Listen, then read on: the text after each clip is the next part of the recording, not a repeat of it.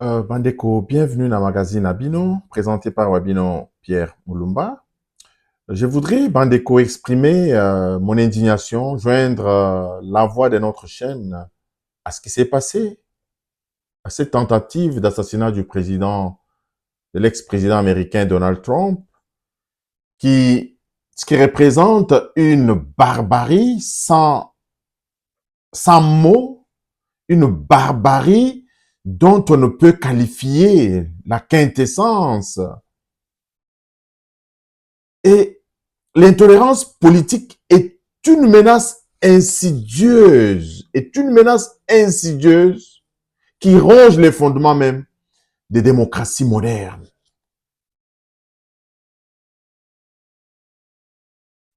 L'intolérance politique ne devrait pas élire domicile dans nos pays à grande démocratie, ni au Canada, ni aux États-Unis. Encore moins au Congo démocratique, notre pays, qui est encore dans l'apprentissage démocratique, où nous sommes dans le 4e cycle électoral. La récente tentative d'assassinat du président Trump est une illustration poignante d'une barbarie qui ne dit pas son nom. Cet acte de violence brute ne se contente pas d'attaquer seulement Donald Trump. Il s'en prend à l'essence même de la démocratie et aux valeurs de liberté et de respect mutuel qui sous-tendent cette démocratie.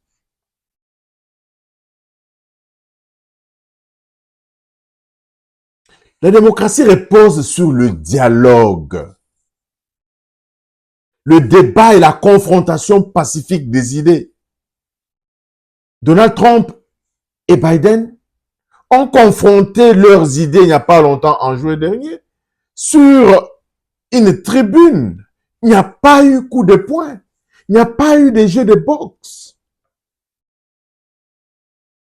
Parce que ces deux individus civilisés, en dépit de leurs contradictions, qui alimentent bien évidemment la démocratie, l'intolérance politique n'est pas acceptable. La violence, qu'elle soit physique ou verbale, n'a pas sa place dans ce système de gouvernance de nos pays.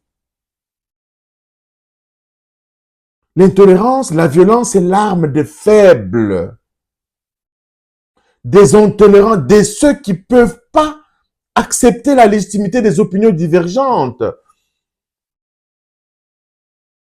On ne peut pas toujours entendre le même son des cloches. On doit avoir les sons des cloches divergents parce que c'est de la divergence des idées. C'est des chocs des idées différentes qui jaillit véritablement la lumière. Donc le système démocratique est basé sur même le principe des contradictions.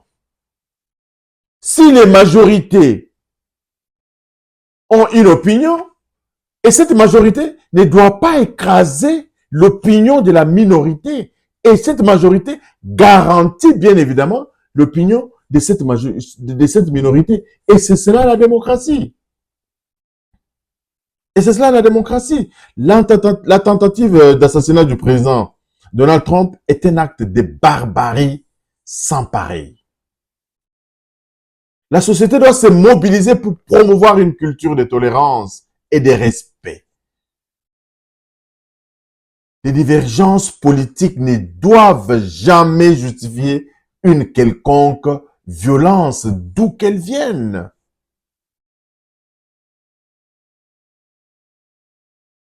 D'où qu'elle vienne. C'est là qu'entre en scène encore nos écoles, nos systèmes éducatifs au Canada, aux États-Unis, sont tellement bien huilés, nos élèves, on leur enseigne la tolérance.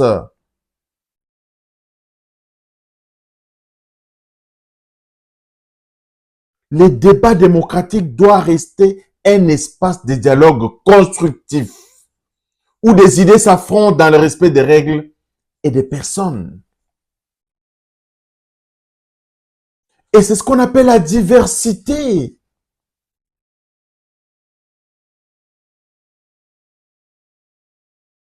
Nous sommes Canadiens. Nous sommes un dans la diversité.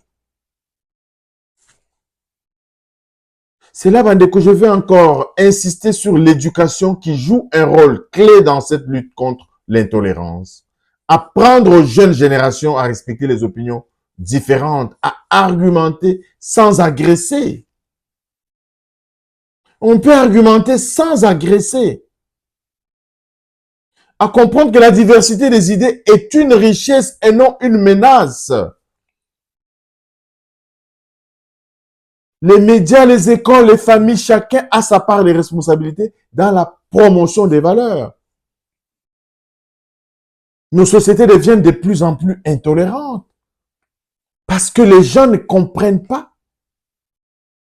et que c'est de ces chocs des idées qui jaillit véritablement la lumière.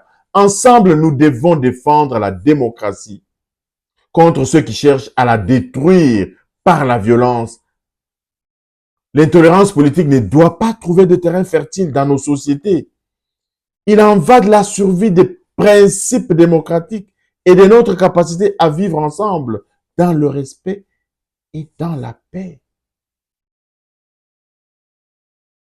Dans le respect et dans la paix. On peut ne pas être pour les opinions de Donald Trump, mais aller jusqu'à vouloir l'assassiner, c'est vraiment franchir le Rubicon. C'est franchir le Rubicon. Je m'insurge contre cet acte barbare.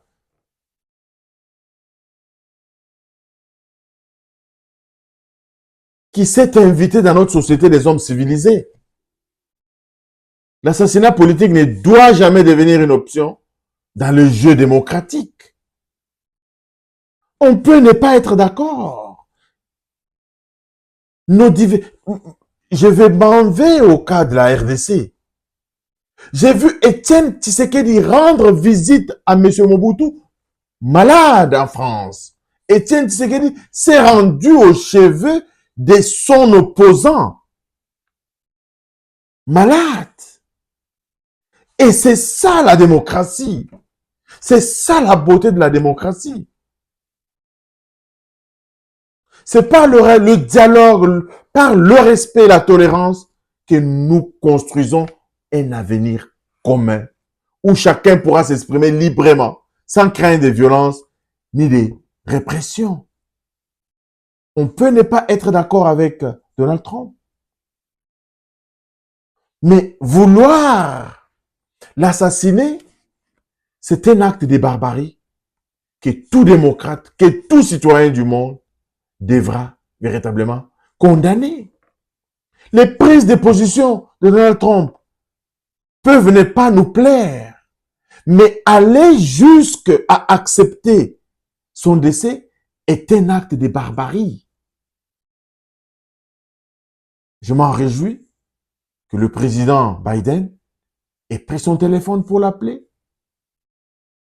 Petit entretien bref soit-il, mais ça démontre encore une fois que quand on est adversaire politique, on n'est pas des ennemis. On n'est pas des ennemis. Et je m'en vais chuter là pour tous ceux qui aspirent à un avenir meilleur pour notre humanité. Nous devons bannir la haine, nous devons bannir l'intolérance dans notre société. Promouvoir les contradictions.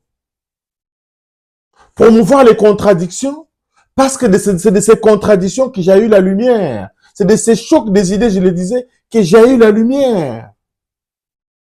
Avoir des idées divergentes ne veut pas dire qu'on est des ennemis. Merci, Bandeko. Voilà un peu notre contribution par rapport à cette affaire qui éclabousse notre monde des hommes civilisés. Nous condamnons avec la dernière énergie cette tentative d'assassinat du président Donald Trump. Merci, abonnez-vous massivement et partagez nos vidéos Bandeko et Tokutani Balasima. Bye bye.